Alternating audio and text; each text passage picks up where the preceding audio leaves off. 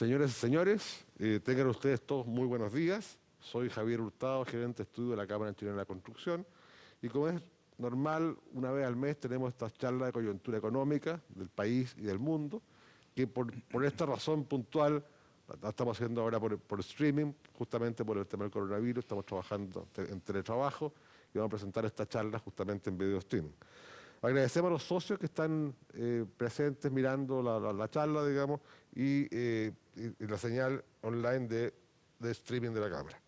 Además, antes de comenzar, les voy a indicar que vamos a poder hacer preguntas a Ángel, digamos, al celular, digamos, al WhatsApp, más 569-8563-6616, que aparecerá también este número, me imagino, en pantalla para que lo tengan presente si quieren hacer preguntas en esta charla. Bueno, me acompaña, como es de costumbre, digamos, Ángel Cabrera, que es socio y director ejecutivo de Forestar Consultores, ingeniero comercial de la Universidad Católica, máster en Economía y doctor PhD de la Universidad de Harvard, ¿ya? Quien nos va a poner al día de, bueno, qué está pasando en el mundo en general y cómo nos está afectando todo esto tanto al mundo como a Chile, digamos. Creo que este es un momento importante, creo que es un momento que el mundo está viviendo en una condición difícil, digamos, y creo que poder entender económicamente esto me parece súper relevante, digamos, por lo menos empezar a tirar números de qué va a significar esto para adelante, creo que es muy relevante. Bueno, dejo con ustedes a Ángel Cabrera que haga su presentación. Muchas gracias, Ángel. Bienvenido. Gracias, Javier. Sí, bueno, es una difícil tarea tratar de cuantificar los impactos de esta pandemia mundial. Es una situación única, nunca habíamos tenido algo remotamente parecido. En la presentación que voy a exponer, parto con algunos datos de la epidemia y después paso a revisar los datos económicos que muestran ya los primeros impactos sobre la economía mundial, sobre los mercados financieros, y posteriormente voy a analizar lo que ha estado ocurriendo en Chile y cuáles son las perspectivas. Ese es más o menos el menú de temas que paso a exponer. Esta primera lámina nos muestra la expansión de la epidemia a escala mundial. Ya abarca a la mayor parte de los países del mundo, siendo los dos más afectados Italia y China. La tasa de mortalidad, de letalidad de esta enfermedad a escala mundial está en el 4,1%. Sin embargo, en Italia ha sido bastante más alta. La tasa de letalidad italiana está en el 8,3%. Y de hecho acaba de pasar hoy día a China como el país con más fallecimientos producto de la enfermedad. Este gráfico es clave. Este es el que en algún momento va a marcar el punto de inflexión. Este gráfico nos muestra la evolución del flujo de contagios diarios. Y como se ve, hay dos ciclos que se pueden distinguir. El primero que corresponde al brote epidémico en China y la segunda escalada nos muestra cuando la epidemia sale de China y empieza a atacar al resto del mundo. En este momento la región que está siendo más afectada es Europa, encabezada por Italia, pero ya este tema se ha expandido a escala mundial. Abajo, en el extremo inferior a la derecha, ustedes pueden ver el gráfico de Corea. El gráfico de Corea yo creo que nos da una luz de esperanza y nos muestra que con medidas de prevención adecuada y con una buena dosis de disciplina coreana, el ciclo puede ser bastante corto. Los coreanos aparentemente ya lograron frenar el avance de los contagios. Si eso se puede replicar en alguna medida en el resto del mundo, entonces el ciclo de contagio a escala mundial podría ser cuestión de 2 o 3 meses. Y eso yo creo que es en este momento el escenario más optimista que se podría plantear en base a la información disponible. La reacción extrema que hemos visto en términos de medidas de cuarentena adoptadas a escala mundial se debe a la tasa de letalidad de este virus. En este gráfico se compara la letalidad por rango etario de la influenza común y del COVID-19. La tasa de letalidad del COVID-19 es en promedio cerca de 10 veces la de la influenza, pero con tasas muchísimo más altas en los grupos etarios más avanzados. Y eso es una de las razones por las cuales se ha generado tanta preocupación. La estrategia que están llevando adelante la mayoría de los gobiernos es tratar de aplanar la curva de contagio. La curva de la izquierda en beige corresponde a una curva de contagio acelerada. La curva celeste, que está desplazada hacia la derecha, nos muestra una curva de contagio aplanada. La idea básica de aplanar la curva de contagio es evitar una saturación de los sistemas de salud. Esa es la estrategia que se está llevando a escala global. ¿Por qué? Porque en el porcentaje de casos que requieren atención especializada, en esta situación se requieren, en los casos más graves, sistemas de asistencia respiratoria. Eso solamente se puede dar en los centros de salud. Y si no están disponibles o están copados, entonces la tasa de letalidad aumenta significativamente. Y por eso que en todas partes del mundo se está tratando de aplanar esta curva de contagio. Honestamente, no me queda nada de claro que eso se haya logrado. Este gráfico, que sé que es difícil de ver, nos muestra la evolución de los contagios a escala mundial. La línea amarilla que va por arriba es la de China y vemos que la gran mayoría siguen un patrón casi idéntico al de China. Hay un par de excepciones: Hong Kong, Singapur, Japón. Y la otra, la más notable, es la de Corea, que siguió un patrón muy similar hasta el día 15, 16, y de ahí los coreanos lograron detener la expansión. Entonces, la verdad es que habría que analizar qué es lo que han hecho o no han hecho en los países que han tenido un patrón diferente. El resto está siguiendo básicamente el mismo comportamiento de China, lo que me tiende a indicar que parece que no se logra mucho este aplanamiento de la curva de contagio. Y eso entonces pondría en cuestión si vale la pena las medidas de restricción tan severas que se están adoptando.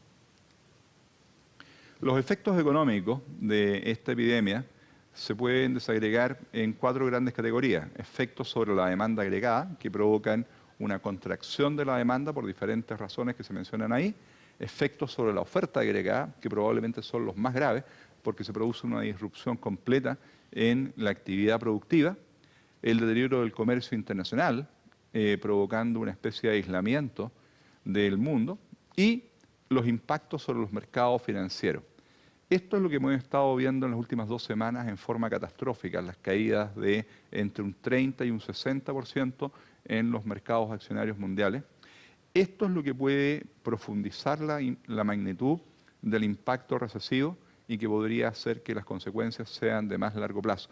Es vital evitar 2 cosas. 1, una seguidilla de quiebras a gran escala entre las empresas, producto de problemas de liquidez, que generalmente son problemas de corto plazo, pero que si no tienen un tratamiento adecuado se pueden transformar en un problema de largo plazo. Y el segundo elemento es evitar a toda costa un daño severo en la solvencia del sistema financiero.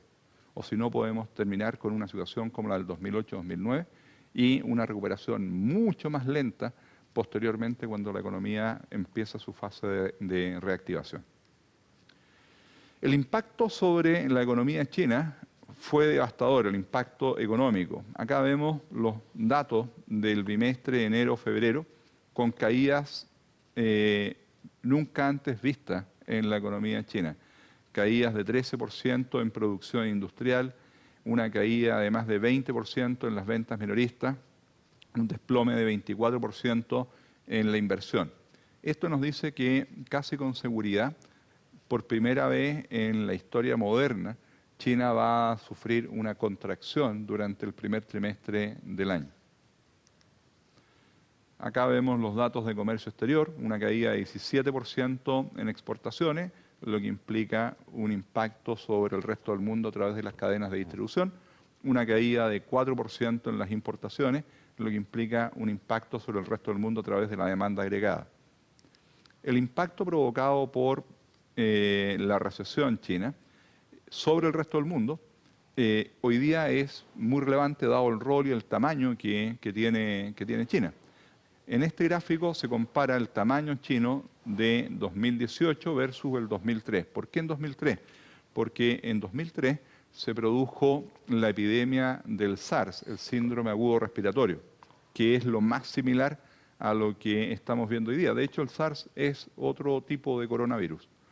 El detalle, hay dos diferencias clave. Uno, el tamaño de China. Por ejemplo, las barras de la izquierda nos muestran que en términos de la participación en el PIB mundial, la economía china hoy día es casi 4 veces lo que era en 2003. En términos de importaciones, 3 veces.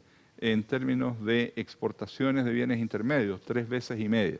Entonces, la primera gran diferencia que implica que el impacto para la economía mundial va a ser mucho mayor es el tamaño en China. La segunda gran diferencia es que en 2003 la epidemia de SARS quedó contenida en China. En cambio, ahora hemos tenido una propagación a todo el mundo. ¿Cuál es el impacto estimado para la economía mundial? La verdad es que todavía no sabemos con certeza. Hace 2 semanas atrás, la OCDE entregó una estimación preliminar. Ellos calcularon que se produciría una pérdida de medio punto porcentual en la tasa de crecimiento de la economía mundial, cayendo desde un 2,9 a un 2,4. Ese impacto de medio punto porcentual en dólares representaría una pérdida de cerca de 450.000 millones de dólares. Desafortunadamente, dado lo que ha venido pasando en estas últimas 2 semanas, todo indica que el impacto va a ser mayor.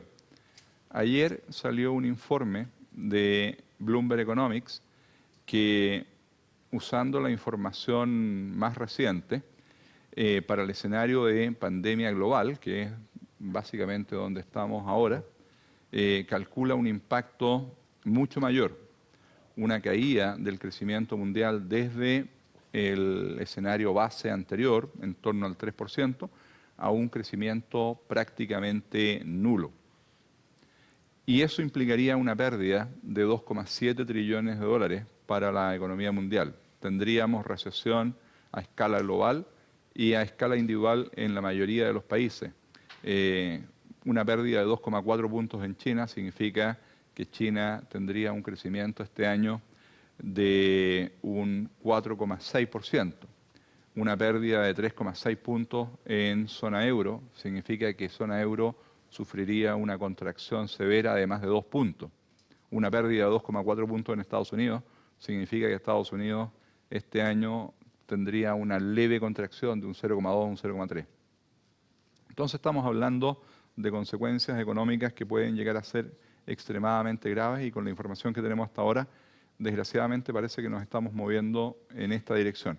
Si este escenario se confirma, esta sería la tercera peor recesión mundial de la historia, solamente superada por la Gran Depresión de los 30, la crisis subprime del 2008-2009 y esta sería la tercera más severa. Afortunadamente, el punto de partida de la economía americana era bastante bueno. La economía americana venía de un crecimiento de 2,9 en 2018 y de un 2,3 en 2019, creciendo sobre su tendencia de largo plazo, que se estima en un 1,9%. Pero el impacto a través del desplome de los mercados financieros ha sido tan severo que la probabilidad de que Estados Unidos caiga en recesión dentro de los próximos 12 meses se elevó hasta un 53%, de acuerdo a un modelo de Bloomberg Economics. Dado esto, la Reserva Federal ha respondido implementando políticas monetarias de mitigación. 2 recortes de tasa que la llevaron desde el 1,75 que estábamos hace 2 semanas atrás a 0, el rango 0,025, igualando lo que vimos en la subprime entre el 2009 y fines del 2015. Pero no solamente se han bajado las tasas de interés, se ha anunciado además una larga lista de otras medidas monetarias. En la práctica entramos a una cuarta fase de inyección cuantitativa, el QE4.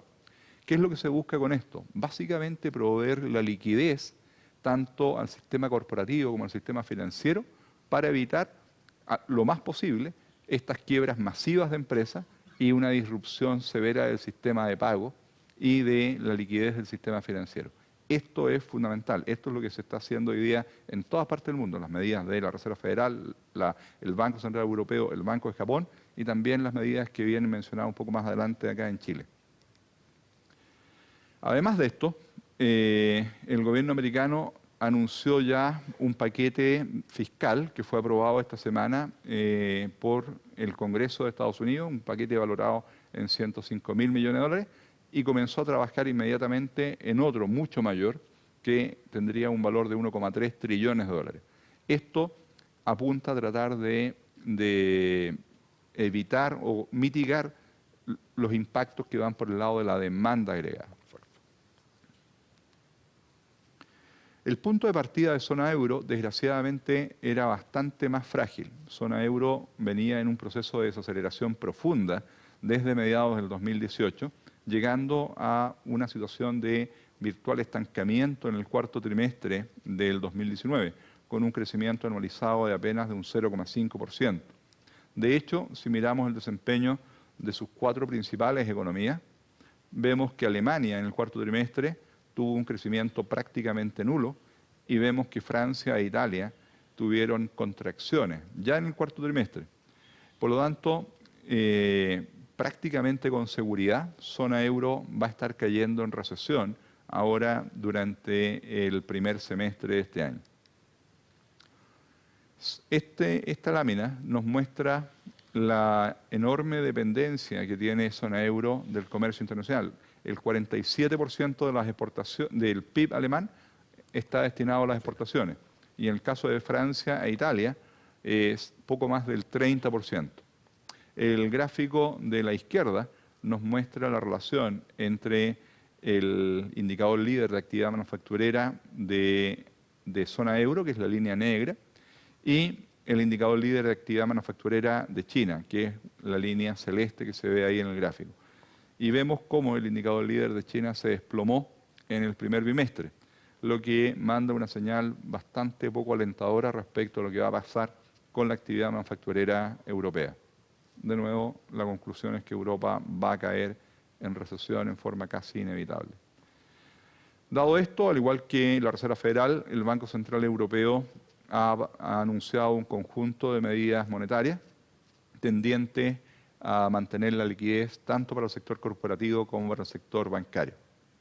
De hecho, ayer la presidenta del BCE, Christine Lagarde, anunció una nueva inyección cuantitativa por un monto gigantesco de 750.000 millones de euros. Japón. La economía japonesa también es sorprendida en una situación de extrema debilidad. La economía de Japón en el cuarto trimestre del año pasado se contrajo un 7,1%. Fue una mezcla altamente desafortunada. Un error garrafal de política económica del gobierno japonés que implementó un alza del IVA desde el 8 al 10%, repitiendo lo que había pasado en el segundo trimestre. Si nos vamos hacia la izquierda, podemos ver que en 2014, en el segundo trimestre, también hay una barra que cae fuertemente, casi con una contracción del 7%. Esa fue el alza anterior del IVA, desde el 5 al 8%. Ahora volvieron a subirlo del 8 al 10%, provocando el mismo fuerte impacto negativo, que se vio agravado por los efectos de la guerra comercial Estados Unidos-China y además una dosis de mala suerte, un tifón muy devastador en el mes de octubre. Entonces Japón es sorprendido en una situación muy débil y los indicadores nos muestran que ahora en el primer trimestre la economía japonesa va a una contracción brutal. Este indicador líder, el EcoWatcher, cayó a su nivel más bajo desde la subprime. Así que también, con seguridad, Japón va a entrar en recesión ahora, en el primer trimestre del año. Al igual que los otros grandes bancos centrales, el Banco de Japón responde intensificando sus inyecciones cuantitativas, tratando de contener el impacto sobre el sector corporativo y el sector bancario. Impacto sobre los mercados financieros. Ha sido realmente devastador. Vemos acá el indicador de volatilidad VIX, indicador de volatilidad en el mercado accionario americano, que saltó sobre los 80 puntos, alcanzando un récord histórico, superando incluso lo que vimos en el peor momento de la subprime. Esto me dice una sola cosa: los inversionistas en todo el mundo cayeron en pánico, pero en pánico total. La respuesta fue un desplome de los mercados accionarios. El S&P 500 cayendo casi 30%. Y tenemos casos donde las caídas han sido del 40%, del 50%. El caso del Bovespa brasileño, medido en dólares, la caída va en cerca del 70%. Claro, tremendo. Entonces tenemos un desplome brutal en los mercados accionarios. Un detalle increíble. Miren, acá están todas las caídas accionarias que ha tenido el mercado americano en los últimos 100 años. La línea roja nos muestra este desplome. Es el más violento de la historia. Nunca se había producido una caída tan rápida como la que estamos viendo. Es incluso un poco más rápida que la de 1929. Ahora, ¿cuánto podría tardar una recuperación? Acá tenemos los últimos 3 episodios de los últimos 40 años, con caídas de más de 30% en el mercado accionario americano. Y vemos que las recuperaciones para volver al nivel inicial han tomado entre 22 y 48 meses. ¿Qué es lo que podría hacer que la recuperación en esta ocasión sea más rápida? Hay una razón muy importante a mi juicio que podría hacer que cuando esto se calme y el pánico empiece a pasar, la recuperación sea más rápida que en ocasiones anteriores. En primer lugar, que hasta ahora el sistema financiero, el sistema bancario americano está firme, está sólido, a diferencia, por ejemplo, de lo que pasó en la subprime. Y la segunda razón es que la inyección de liquidez, la abundancia de liquidez que hay hoy día es totalmente incomparable con cualquier otro episodio anterior. Y las medidas monetarias anunciadas por la Fed, por el Banco Central Europeo, por el Banco de Japón, van a intensificar esa abundancia de liquidez. Cuando de aquí a 5, 6, 7 meses el tema de la epidemia ojalá esté relativamente controlado, los inversionistas en algún momento van a tener que pararse y preguntarse, bueno, ¿qué hago con esta enorme cantidad de liquidez que estoy manejando? ¿Qué hago con ello? ¿Lo mantengo en los mercados de renta fija, rentándome cero y en algunos casos negativo? ¿O qué hago? Claro. Y lo más probable es que al cabo de un tiempo la respuesta va a ser volver a los mercados accionarios. Eso me hace pensar que vamos a ver recuperaciones relevantes. El S&P 500 sufrió un desplome, acá vemos el ratio entre el precio y las utilidades de la empresa, cayendo muy por debajo de su promedio de los últimos 20 años. En un contexto de tasas de interés mínimo históricas, claro, el ratio precio-utilidad debía estar bastante por arriba de los promedios históricos y ahora estamos significativamente por abajo. Eso me dice que a menos que haya un daño permanente para la economía americana, cosa que por ahora yo no lo veo, las acciones americanas están extremadamente baratas. Acá vemos el ciclo bursátil provocado por la epidemia de SARS del 2003. El gráfico de arriba a la derecha nos muestra el ciclo de contagio del SARS, esa área roja, y lo que está abajo es la evolución de los precios de diferentes activos, incluyendo el S&P 500. Entre enero y marzo del 2003, el S&P 500 cayó un 11,5%. Cuando comenzó a decaer el ciclo de contagio, y por eso decía que ese gráfico con los flujos de contagios de la epidemia es muy importante, cuando empezó a decaer el ciclo de contagio del SARS, los precios de los activos empezaron a recuperarse. Ya a fines de mayo habían recuperado la caída y 2 meses después todos los precios estaban por arriba. Entonces, esto también me dice que si la epidemia se logra manejar relativamente bien, sin dejar daños permanentes en la economía, podríamos tener una recuperación significativa en los precios de los activos. La otra razón, bueno, es la que mencionaba, la abundancia de liquidez. Claro. Acá no son los países que están contagiados. Los que tienen colores rojo o rosado son países que han implementado recientemente medidas de estímulo monetario. Esta liquidez gigantesca. Bueno, ¿cómo afecta todo esto a Chile? Tenemos los impactos que vienen desde el resto del mundo y tenemos el impacto interno provocado por las medidas de contención y de mitigación que las autoridades están implementando. Eso es importante tenerlo presente. El grueso de los efectos económicos en el resto del mundo y en Chile no son provocados por la enfermedad misma, son provocados por las medidas de contención adoptadas por las autoridades, justificadas o no justificadas. En el caso de Chile, además del impacto interno por las medidas de mitigación, tenemos impactos externos, producto de la recesión mundial. Un canal directo es el precio del cobre, que como se ve en este gráfico, se ha desplomado a su nivel más bajo desde el 2008-2009, 215 centavos.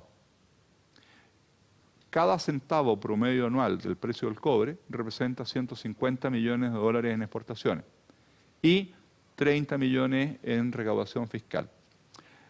La última versión de las proyecciones presupuestarias del Ministerio de Hacienda estaba hecha con un precio promedio anual de 280 centavos. Por lo tanto,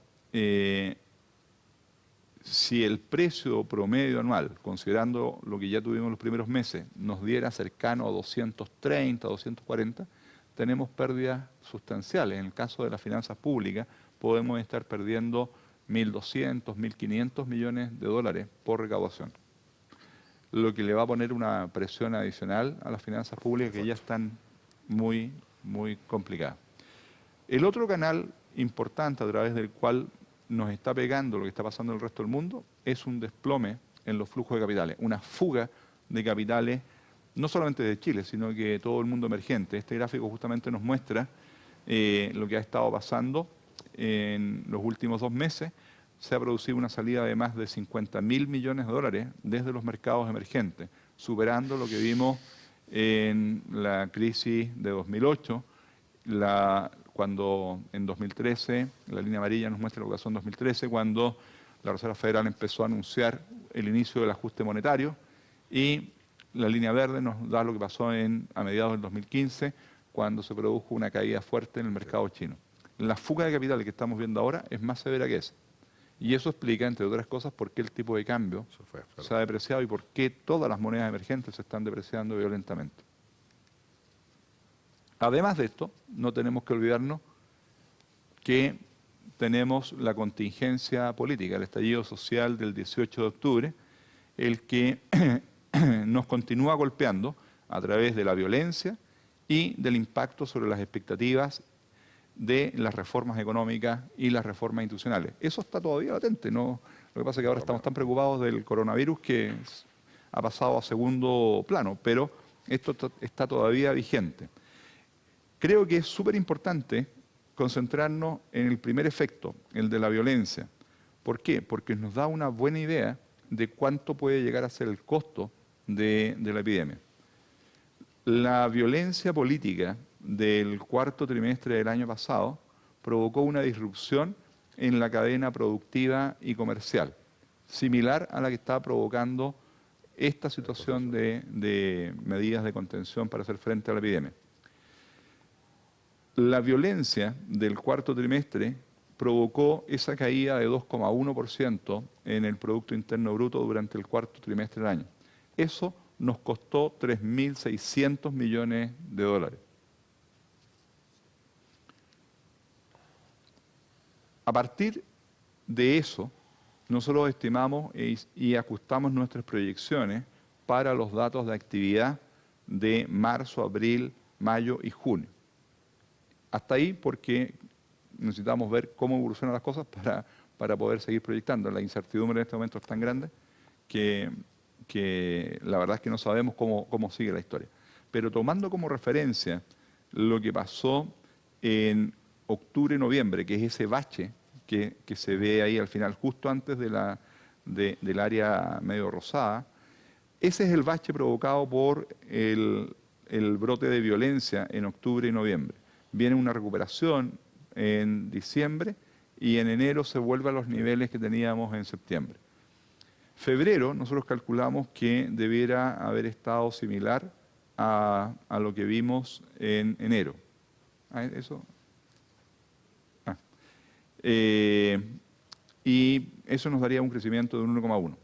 Para marzo, nosotros estamos proyectando una caída en niveles parecidos a lo que vimos en octubre, debido a estas medidas de restricción que ya hemos estado viendo desde la semana pasada y que se han venido intensificando.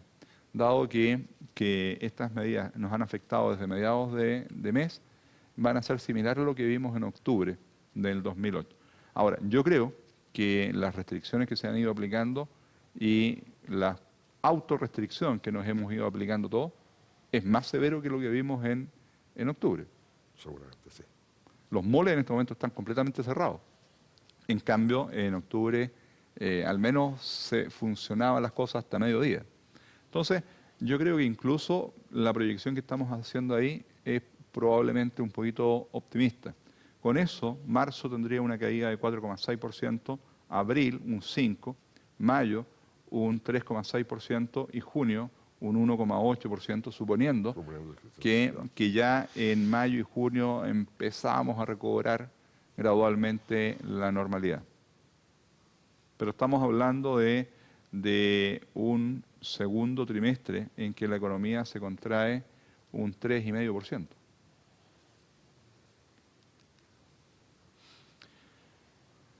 La confianza empresarial ya quedó muy dañada producto del estallido social. En febrero observamos una moderada recuperación. Sin duda, dado lo que está pasando, cuando salgan los datos de marzo, vamos a ver una recaída violenta. Vemos acá lo que pasó con las ventas de vivienda en el cuarto trimestre.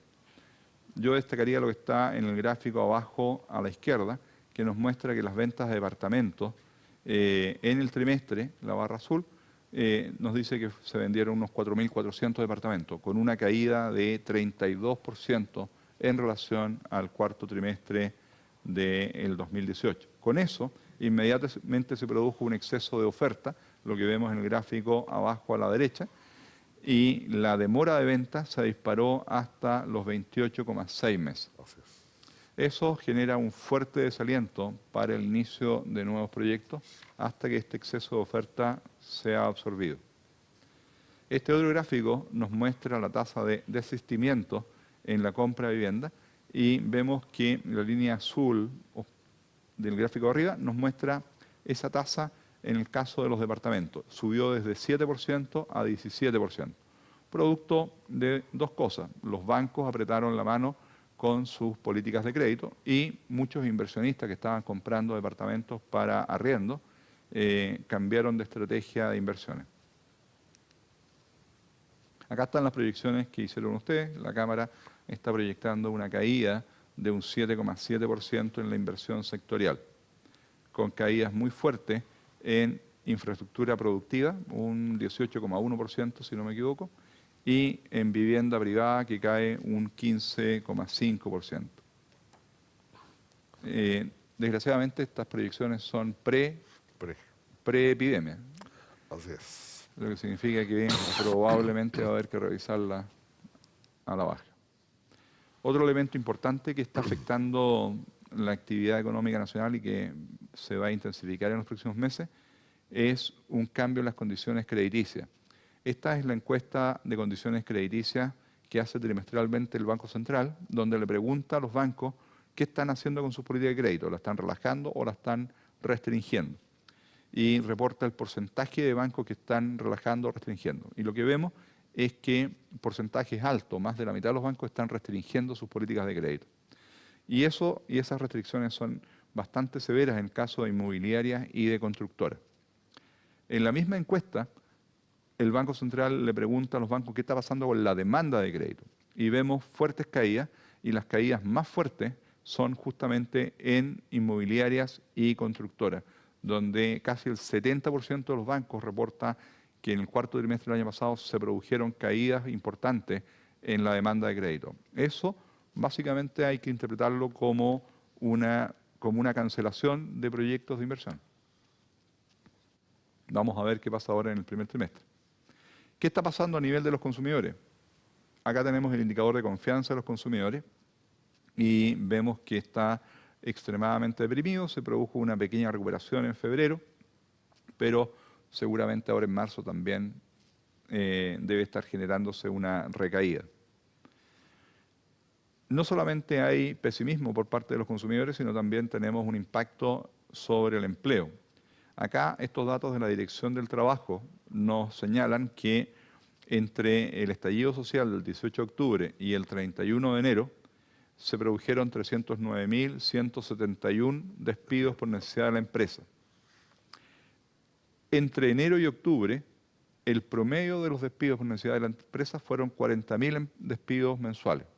Por lo tanto, en los 3 meses siguientes podemos haber esperado unos 120.000, pero fueron 309.000. Así que tenemos la fuerte sospecha que el estallido social nos costó unos 190.000 empleos en esos 3 meses. Nosotros teníamos un cálculo, una proyección de una pérdida de 200.000 empleos para este año por los efectos del estallido social sobre la economía. Desgraciadamente, a eso muy probablemente va a haber que agregarle una cantidad importante adicional producto de los efectos de la epidemia. Desde el estallido social empezamos a ver una desaceleración de los salarios reales, que combinado con la pérdida de empleo ha generado una desaceleración de la masa salarial, lo que implica una menor capacidad de gasto de las familias. Y finalmente, el apretón de las políticas de crédito de los bancos se tradujo en que la tasa de crecimiento de las colocaciones de crédito consumo, que antes del estallido social estaba entre el 5 y el 7%, en 4 meses se desploma hasta un menos 0,3%. Por lo tanto, es la combinación perfecta para provocar un freno violento del consumo. Acá vemos las ventas del comercio minorista, el bache brutal de octubre-noviembre por la disrupción provocada por el brote de violencia, la recuperación de diciembre y enero volviendo a esa planicie que viene desde mediados del 2017. Desde mediados del 2017 que las ventas minoristas en Chile no vienen creciendo. ¿Qué podemos esperar para los próximos meses? Producto de las medidas de contención, vamos a ver un bache al menos tan grande, tan profundo como el de octubre-noviembre, y no sabemos cuánto va a durar. Yo tiendo a pensar por ahora, por lo menos los próximos 3-4 meses. Las importaciones de bienes de consumo vienen en franca caída. En las 4 semanas terminadas en el primer semestre, en la primera semana de marzo, hay una caída de un 24,3%. Con todo lo anterior, acá presento las proyecciones que tenemos nosotros para el año. Estamos proyectando una caída de la actividad económica de un 1%, con una caída de 10% en inversión, consumo creciendo 0 y una destrucción de 200.000 empleos, que como les decía, probablemente podría ser más producto de los efectos de la epidemia. La inflación debiera mantenerse controlada en torno a un 3,6% y el Banco Central ya implementó una baja agresiva de tasa de interés desde el 1,75 al 1 y nosotros pensamos que va a bajar otros 50 puntos base. Y un tipo de cambio que se ha disparado sobre los 800 pesos.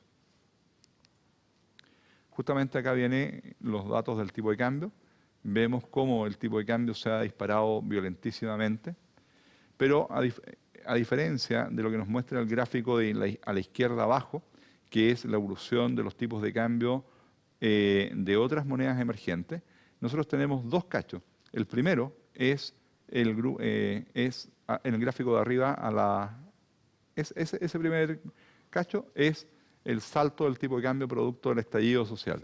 Eso no se produjo en el resto del mundo, eso fue específico a Chile. En cambio, a partir de enero tenemos un estallido conjunto en Chile y en el resto del mundo. Esa es la epidemia. De hecho, la correlación ha sido superior al 90% en estos últimos 2 meses. De hecho, incluso en los últimos días, la depreciación del tipo de cambio chileno ha sido menor que la de otras monedas emergentes. Nosotros en los 30 días terminados ayer teníamos una depreciación de 8,9%, la canasta un 15,9%, Brasil 17,8%, Colombia 21,4%, México 29,3%, Indonesia bajo 16%. ¿Qué tienen en común todo eso? Petróleo. El desplome del precio del petróleo por la guerra de precios declarada por Arabia Saudita, profundizada por la recesión china y ahora la recesión global. Un salto dramático en el VIX de 64 puntos, que es el indicador de incertidumbre, una caída de 17,6% en el precio del cobre. Todos estos factores son factores que inciden empujando el tipo de cambio al alza. Nuestro modelo nos lleva a calcular que los efectos de estas variables sobre el tipo de cambio en los últimos 30 días han provocado un alza de 97,7 pesos en el valor de equilibrio. El alza efectiva fue, entre comillas, de solo 71 pesos. Y en la última semana, el salto del valor de equilibrio fue de 64,9 y el alza efectiva fue de 13,1.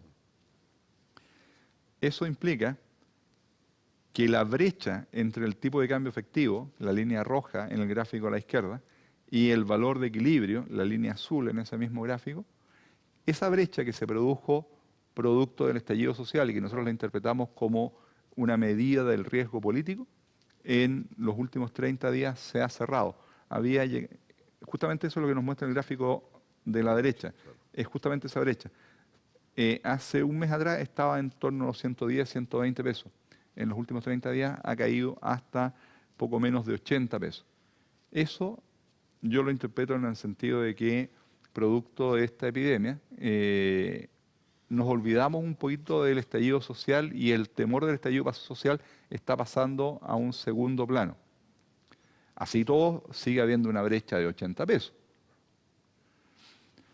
Entonces, tenemos ahora dos poderosas fuentes que están presionando al alza al tipo de cambio, llevándolo a su nivel más alto histórico en términos de tipo de cambio real. Los niveles de tipo de cambio real que hemos estado viendo en estas últimas 2 semanas son similares a los que vimos a fines de los 80 y principios de los 90. Son los tipos de cambio reales más altos que hemos tenido en la historia. Esto significa que hay una potente inyección de competitividad para los sectores exportadores. Ahora, desgraciadamente, en muchos casos, eso se ve contrarrestado por precios de productos más bajos o volúmenes que están mermados, volúmenes de venta. Pero al menos el tipo de cambio está dándole una ayuda importante por el lado de competitividad interna. La inflación ha venido subiendo, escalando hasta un 3,8, un 3,9%, y eso básicamente se debe a la inflación de transables que está en el gráfico de abajo a la derecha, que es justamente la que vemos que se ha disparado. Eso es básicamente tipo de cambio. En cambio, abajo a la izquierda vemos la inflación de no transables y esa está con una tendencia decreciente y en niveles relativamente bajos, reflejo de la debilidad de la demanda interna. ¿Qué se puede esperar acá? Se pueden esperar aquí 3 grandes factores. El tipo de cambio va a continuar metiendo inflación, pero la caída del precio del petróleo va a compensar una buena parte de esa inflación por tipo de cambio. Y una economía recesiva va a continuar poniendo una presión bajista sobre los precios no transables y sobre los márgenes en todo el mercado. Así que nosotros creemos que la inflación se va a mantener acotada, proyectamos una inflación terminando el año en torno al 3,6%. Eso le da espacio al Banco Central para implementar otro recorte de tasa de interés. Yo creo que en mayo, muy probablemente el Banco Central va a recortar otros 50 puntos base, llevando la tasa de política monetaria al 0,5, igualando el mínimo histórico anterior. En términos reales, esto significa que la tasa de política monetaria sería de un -3, UF -3. Claro. Al igual que en el resto del mundo, estamos con mínimos históricos. tasas de interés increíblemente bajas, que si bien en alguna medida estimulan la demanda agregada, son un impuesto brutal para los ahorrantes. Entre ellos, por ejemplo, los fondos de pensiones. Las tasas de interés de mercado han venido cayendo fuertemente desde que el mercado empezó a anticipar que el Banco Central iba a bajar tasas de interés. Nosotros estimamos que aquí todavía queda espacio para que caigan un poco más. Además de las bajas de tasa de interés, el Banco Central, al igual que los otros bancos centrales, anunció un conjunto de medidas tendientes a garantizar liquidez para evitar una quiebra masiva de empresas y para evitar un problema de liquidez en el sistema financiero. Esto es completamente acertado, esto es lo que hay que hacer para evitar un agravamiento del contagio económico del virus. Ayer tuvimos anuncios de medidas fiscales de gran envergadura. El uso del 2% constitucional para emergencias para complementar el presupuesto del sistema de salud y un conjunto de medidas que apuntan, por una parte, a proteger el ingreso de las personas con una serie de subsidios y de transferencias que el gobierno le va a estar haciendo, garantizar pago de ingresos a personas que no pueden trabajar, ley de protección del empleo que permite reducir la jornada laboral, el bono COVID que le da un bono de 13.500 pesos a 2 millones de personas, el fondo solidario para contrarrestar las caídas en las ventas de microempresas. O sea, hay un montón de transferencias de plata que va a estar haciendo el fisco para tratar de mitigar la caída en los ingresos que todos vamos a estar sufriendo en los próximos meses. Medidas tributarias, suspensión. Estas son básicamente medidas que apuntan a postergar pagos de impuestos, postergaciones de pago. La reducción del impuesto de timbre y estampilla, ese no es postergaciones, eso es real. Y otras medidas de liquidez. Sí, aquí el gran tema es la liquidez de las personas, de las empresas y del sistema financiero. Si no se logra preservar eso, la magnitud y la duración de la recesión va a ser mucho más severa. Las medidas anunciadas ayer yo creo que tienen dos grandes virtudes. Son de una magnitud contundente, a diferencia de las que vimos inmediatamente después del estallido social. Segundo, yo creo que están bien enfocadas en tratar de contener o mitigar el impacto sobre las quiebras masivas y sobre la liquidez del sistema. ¿Cuál es el problema? El problema es que tienen un alto costo fiscal y el punto de partida es muy malo. Antes de esto, el gobierno ya estaba proyectando un déficit fiscal de un 4,5% para este año. Pero esa proyección de 4,5 supone una economía creciendo al 1,3 y supone un precio del cobre de 280. Con una economía cayendo un 1% y un precio del cobre promediando 240 centavos, el déficit en vez de ser un 4,5 sería de un 5,5 o 5,6% del PIB. Después vemos que el gobierno proyectaba una convergencia de ese déficit desde el 4,5 hasta un 2% en el año 2024. Detalle, para llegar a... voy a volver al gráfico de la deuda. Para llegar a eso, claro, en la tabla que está abajo, se ve en la primera fila, se ven los supuestos de crecimiento. Para lograr esa caída en el déficit, se supone que la economía crece un 2,6% en 2021, un 2,9% en 2022 y 3,2% en 2023-2024. Suponiendo que el crecimiento potencial de la economía es un 3,2%. Desgraciadamente, eso es improbable. Mi estimación es que estamos más bien, con suerte, en torno al 2%. Y abajo, en la última fila, se ve que el supuesto de precio del cobre es 290 centavos parejo. No sé cuándo vamos a volver al 290. Esto significa que con una altísima probabilidad los déficits fiscales de este año y de los próximos van a ser más altos que los que proyectó el Ministerio de Hacienda. Y por lo tanto, el crecimiento de la deuda pública va a ser más acelerado que el que vemos ahí. En la proyección del Ministerio de Hacienda pasábamos del 27,9% del año pasado a un 38,3% en 2024. Seguramente va a ser más alto, un 45, 47% del PIB hacia el año 2024. Eso significa que en los próximos 12 meses vamos a sufrir casi con seguridad un recorte en la clasificación de riesgo país y que en los próximos 24 meses vamos a sufrir 2 recortes en esa clasificación de riesgo.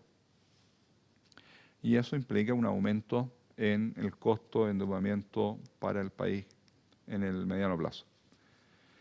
La respuesta ante todo esto es un desplome monumental del mercado accionario chileno que nos llevó de vuelta a los valores que teníamos en plena subprime. La bolsa chilena, que no había tenido un muy buen desempeño, perdió todo lo que había avanzado en los últimos 10 años. Lo perdió en pocos días. Ayer subió un poquito, ¿eh? Sí, rebotó un pelito. Pero estaba todavía por abajo de los 3.000. Así que tenemos un escenario complicado.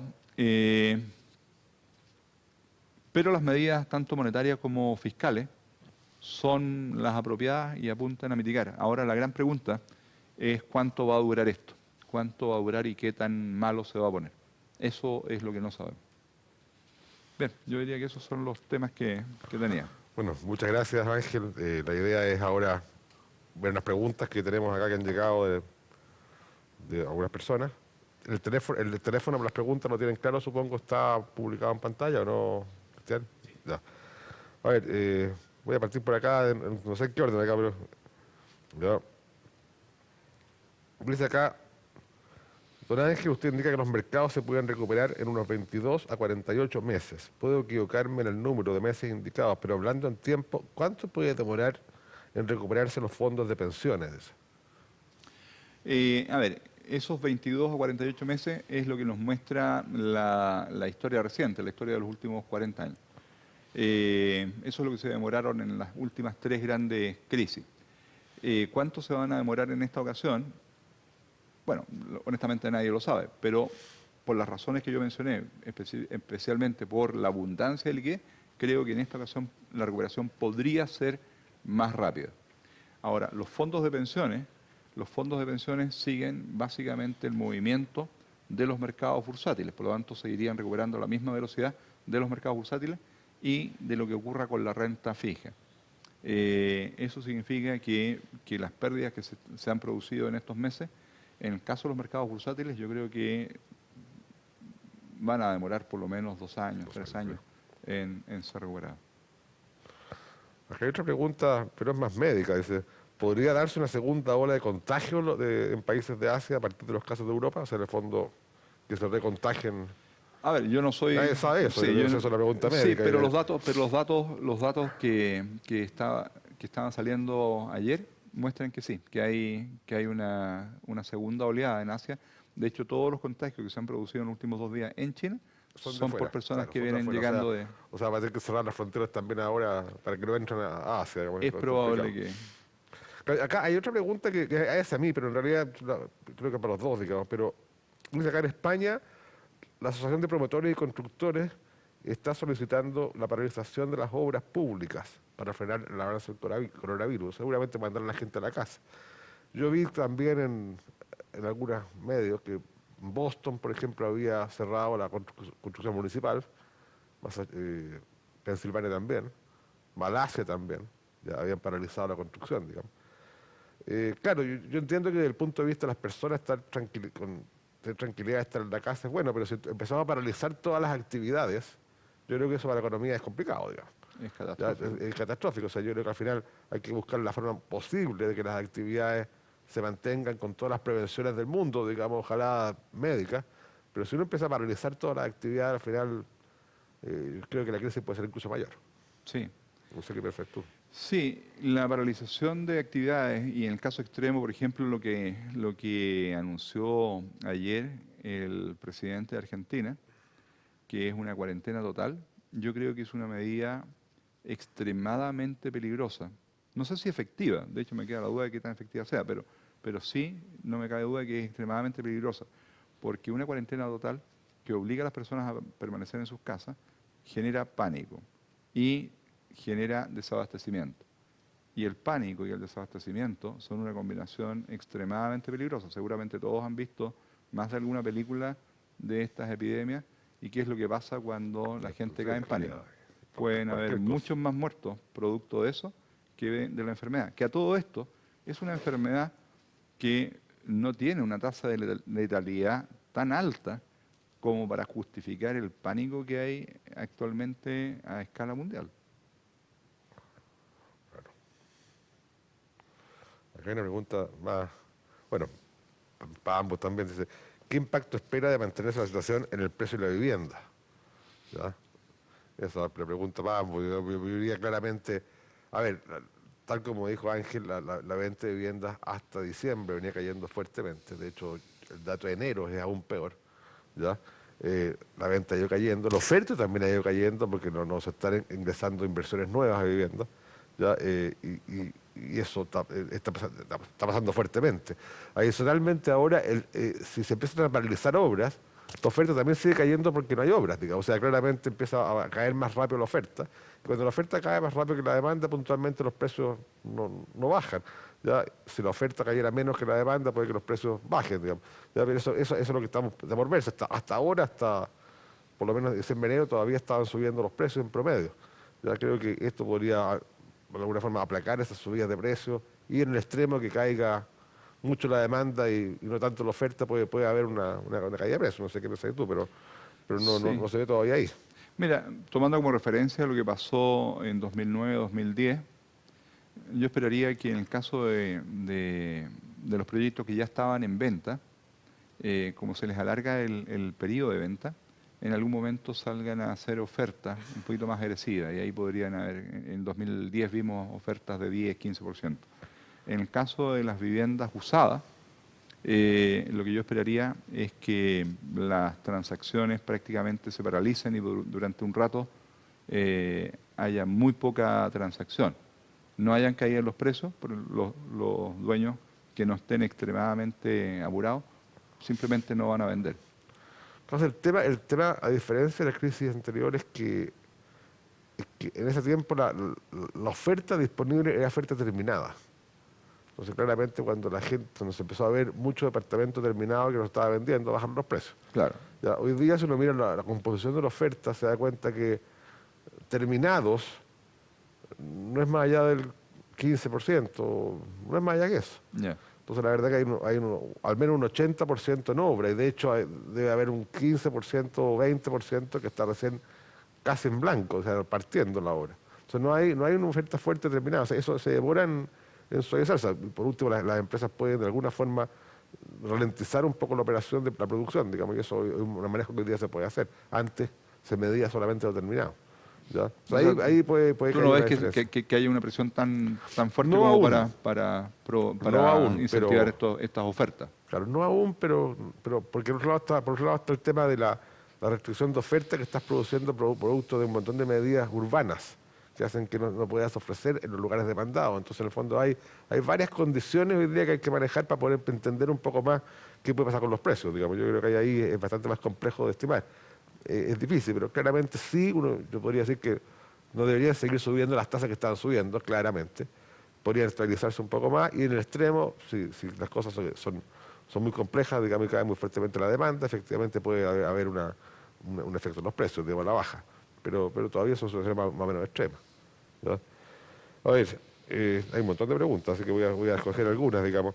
Dice, a ver, hola, si bien Ángel explica que los bancos se están poniendo más restrictivos con los créditos hipotecarios durante esta crisis, ¿qué se espera que pase una vez que la emergencia del COVID haya pasado?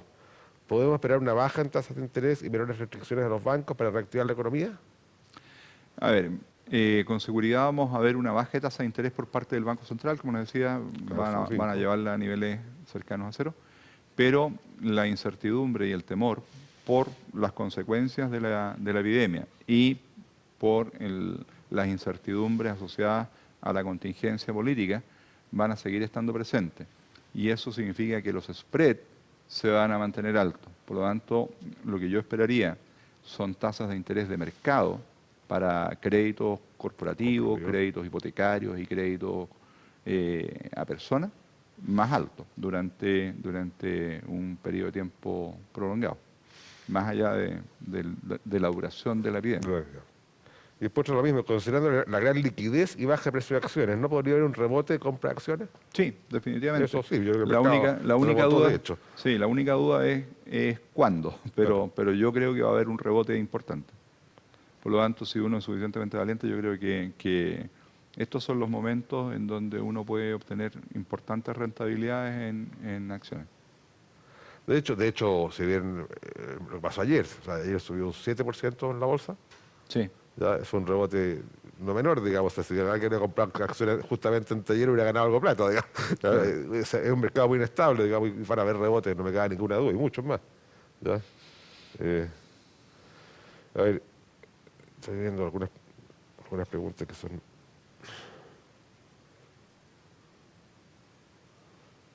Esa pregunta no me sirve mucho.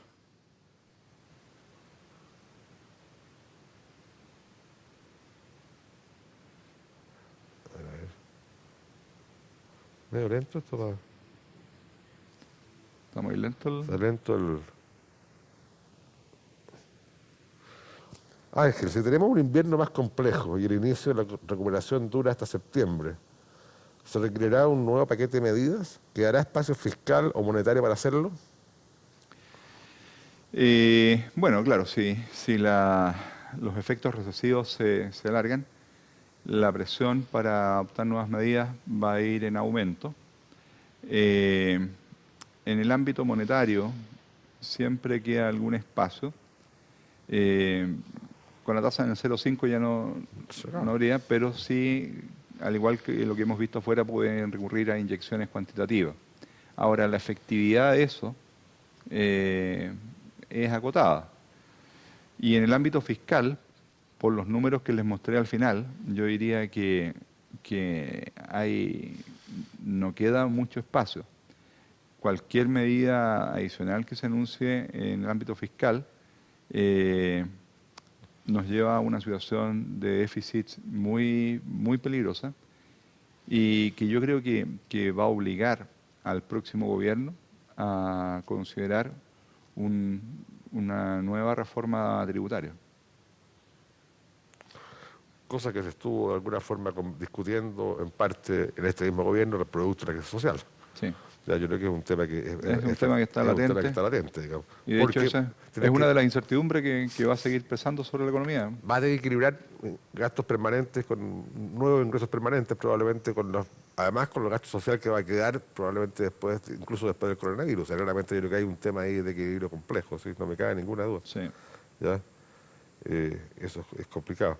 Ahora, lo más complejo quizás, a mi juicio, es, dado las inyecciones cuantitativas que hemos tenido en el pasado, que se fueron eliminando, y otra vez volvemos al tema.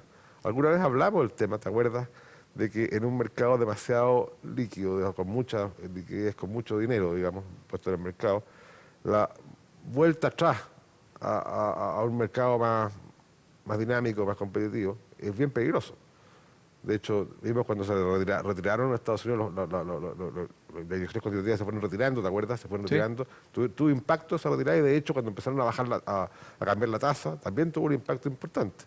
Claro. O sea, ¿cómo se recupera después este sistema hacia adelante? O sea, puede tener un riesgo de crisis futuras económicas bastante mayores, digamos. Sí, bueno, de hecho, como lo hemos visto acá en las charlas habituales, durante los últimos 40 años las tasas de interés en Estados Unidos y en el mundo han venido cayendo sistemáticamente hasta chocar con el cero y entrar a la etapa de las inyecciones cuantitativas, y no se ha podido salir de eso. Y ahora viene este nuevo shock de naturaleza completamente distinta, claro. Y nos refuerza. La verdad es que nadie sabe cómo vamos a salir de esta situación en el largo plazo. Así es. Es que las preguntas son las mismas. No quiero, estoy viendo porque muchas preguntas son muy parecidas a lo que hemos hablado. Ya. Déjame ver. Para financiar la propuesta de gobierno, ¿será necesario endeudarse? ¿Con qué velocidad tendrá que ser realizado? Se van a usar parte de los ahorros estructurales del gobierno y se va a usar deuda. En lo que se presentó ayer no viene el detalle explícito del financiamiento, así que no sabemos exactamente cuánto es cuánto. Pero va a haber una combinación de ambos. Y yo creo que en el mediano plazo va a tener que haber un aumento de impuestos para recuperar parte Eso de todas maneras. de los ahorros y para pagar la deuda. Bueno, espero haber resuelto las preguntas que se han ido. Hay muchas más preguntas que van a quedar imposibles de resolverlas.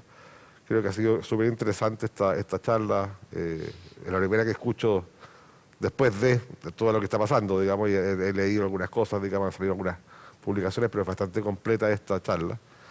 Lo que viene es complejo, yo creo que lo dijo el presidente de la República, lo ha dicho el ministro, lo han dicho todos. Vienen tiempos complejos, difíciles, digamos, para la economía chilena. Los números lo explican también. Esperemos que las cosas sucedan con calma y podamos salir adelante. Yo creo que eso es lo único que uno espera que ocurra, digamos. Muchas gracias, Ángel, por estar acá en la Cámara y sea hasta otra oportunidad. Muchas gracias. Gracias, Gabriel.